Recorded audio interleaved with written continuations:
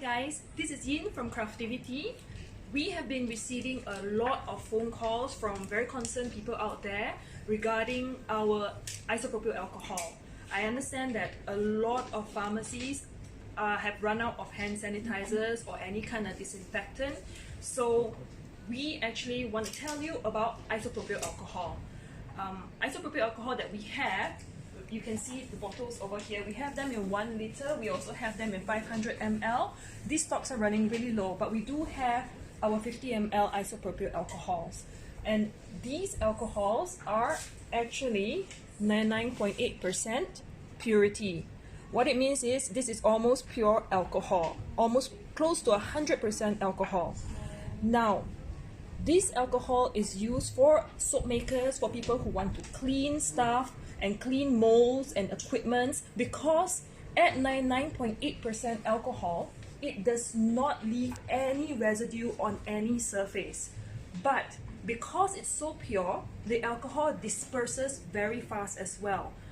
Now when that happens, any germs will not have time to react to the alcohol and die, basically. So the perfect percentage of alcohol that can truly disinfect most germs is at 70%. So when you buy this alcohol, all you need to do is dilute it with distilled water or clean water down to 70%, and then you can start using it as a disinfectant for your hands, for your surfaces, for anything you need to clean.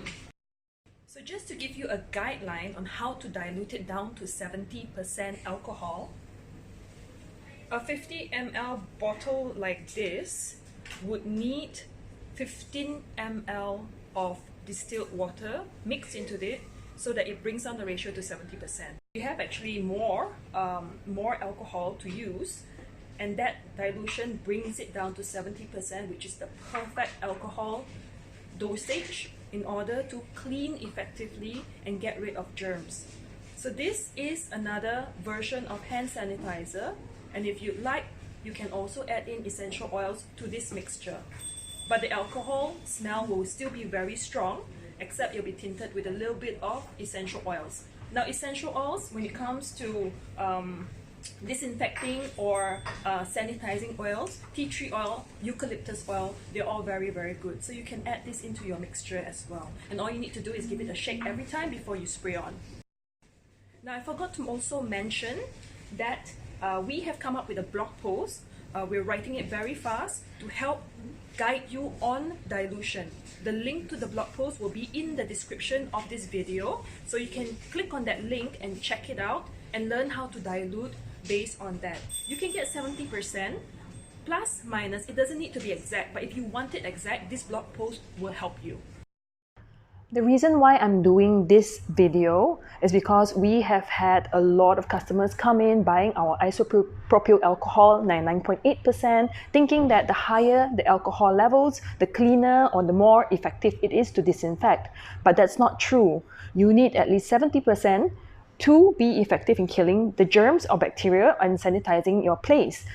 If you use too high an alcohol level, it evaporates too fast, not giving it enough time for the bacteria to react to the alcohol. So again, I stress, this is a need to know.